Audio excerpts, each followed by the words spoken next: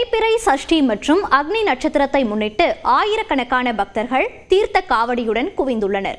விவரங்களோடு இணைகிறார் செய்தியாளர் அங்குபாபு. அங்குபாபு, விவரங்களை பதிவு பண்ணலாம்.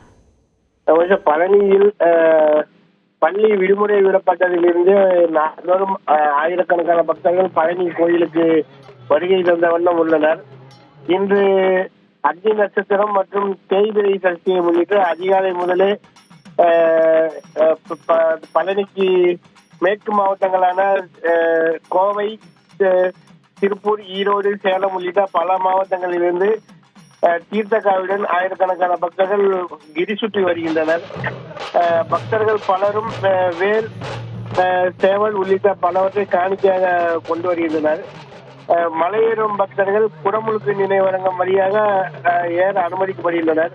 அலைபேசி கொண்டு செல்ல அனுமதி இல்லை என்பதால் பக்தர்கள் படியேறும் இடத்திலேயே ஆண்களுக்கு தனியாகவும் பெண்களுக்கு தனியாகவும் சோதனை செய்யப்பட்டு அலைபேசி என்றால் அவர்கள் மலையேற அனுமதிக்கப்படுவதில்லை.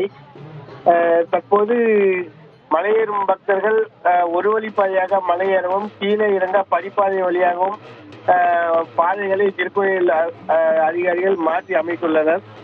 மலைக்கோயில் பக்தர்களுக்கு வேண்டிய குடிநீர், சுகாதாரம் உள்ளிட்ட அனைத்து ஏற்பாடுகளும் திருக்கோயில் சார்பில் செய்யப்பட்டுள்ளது. விவரங்களை பதிவு செய்தமைக்கு நன்றி அங்குபாபு.